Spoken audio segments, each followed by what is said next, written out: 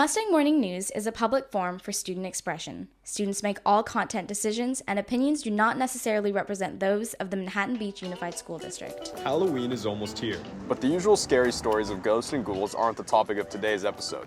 We investigate why people believe rumors and gossip, and how to exorcise the demons of conspiracy theories that keep haunting us. Also, making the cut to be on a sports team is harder than ever, so some students have found success with sports not offered at Costa. These stories and a new Costa Quiz are just ahead. This is the Mustang Morning News.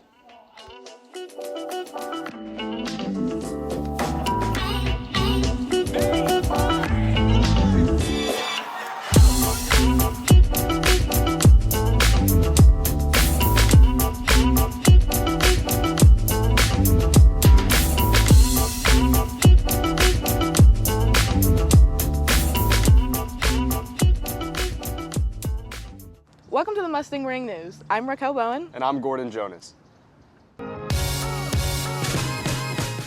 If a post triggers a strong reaction, it's often by design. Social media is buzzing with misinformation. Jet Purser and Kara Farragella report on how to tell fact from fiction. With the election coming up, there's a ton of facts and ideas hitting the population, and figuring out which is real is a top priority for millions of Americans. Fake news spreads like a wildfire, especially on social media. On X alone, researchers discovered that fake news is 70% more likely to be reposted compared to verified stories. Even at Costa, unverified claims can go viral and reach tons of people in a matter of minutes. But it's kind of honestly embarrassing that misinformation can so easily be spread and can so easily be believed. On a larger scale, fabricated narratives influence public opinion and even election results. If you are consuming content, whether it's written or visual, that really gets you very emotional, whether it's super angry or super activated or whatever it is, odds are there's some persuasive, manipulative techniques being used.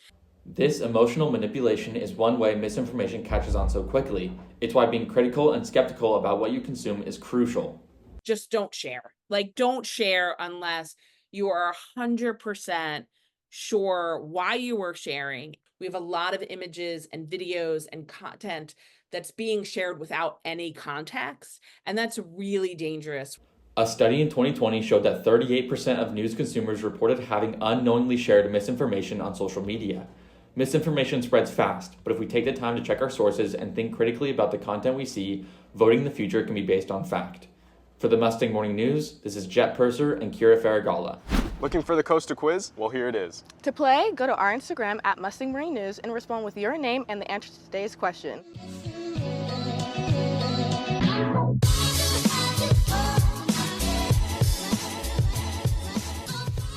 How many CIF sports teams are there at Costa?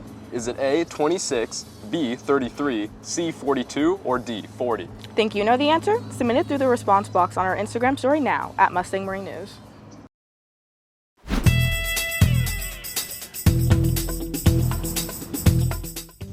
This Halloween season, the scariest stories may not be lurking around a campfire, but instead in the whispers around town. Nathan Inouye and Blake Diamond uncover how urban myths and legends leave their mark on the community and feed off our deepest anxieties. Urban legends are interesting stories that blur the line between reality and fiction. They are modern forms of folklore that seek to answer unusual or unexplainable events spreading through human interaction and culture. They are centered around our shared fears and communal anxieties to inspire interest using vagueness and lack of specificity. In our survey of over 150 people, 67% believe that mystery and vagueness were the largest factors in the success of an urban legend. Additionally, according to a study by Wake Forest University, urban legends also rely on the key ideas of simplicity, which allows opportunity for interpretation, unexpectedness, which makes each story more intriguing, credibility, which validates the fear that derived from the legends, and relatability, which makes each detail relevant to the audience. So, the next time you hear an outrageous rumor, remember, urban legends thrive not just on our interest in mystery, but also on the human instinct to seek explanation, personable storytelling, and interactions.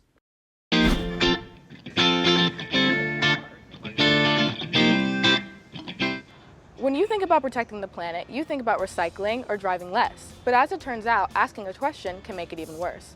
Jonah Abraham and McKenna King find out the hidden cost of AI. Today, a lot of people heavily rely on AI in their daily lives using its generative abilities, not knowing the impact it has on our environment.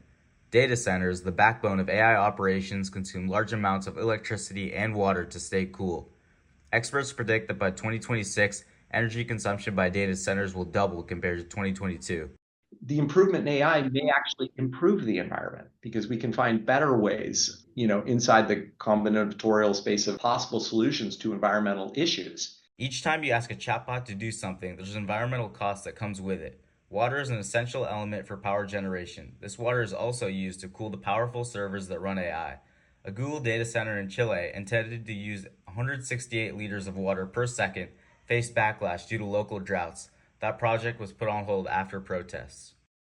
Environmentalists see AI as a powerful tool for addressing environmental issues like tracking emissions and mapping destruction, particularly data centers, which generate e-waste, consume large amounts of water, and depend on unsustainable mining of critical minerals.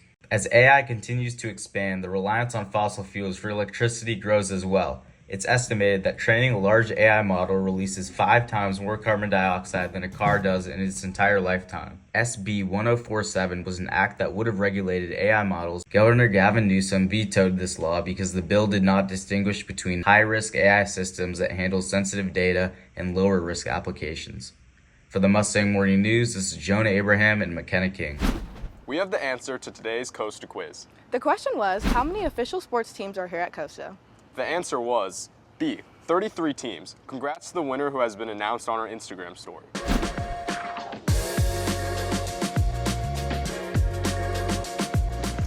If your sport isn't one of the 33 on campus, then you need to turn somewhere else for competition.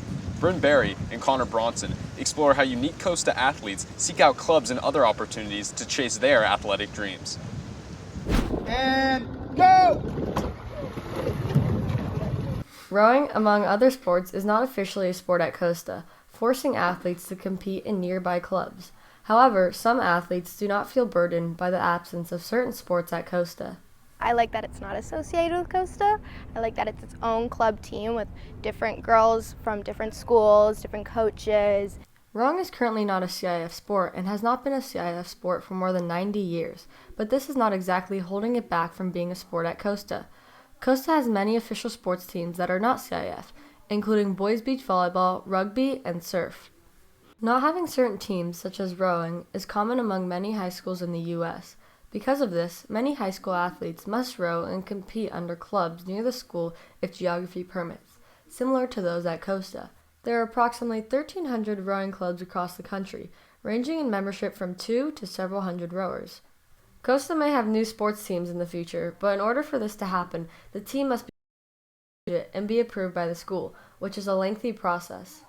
Any sport that we want to add, we have to petition the school board and write a proposal. A couple years ago, we tried to add a skateboarding class, and it just never took traction with the district. But there's just a process if we wanted to add rowing or add another sport that we would go through if they wanted. For the Mustang Morning News, this is Bryn Barry and Connor Bronson. That's all for today's show, but make sure to check out our Instagram at Mustang Morning News. Thanks for watching, Mustangs, and have a great Halloween.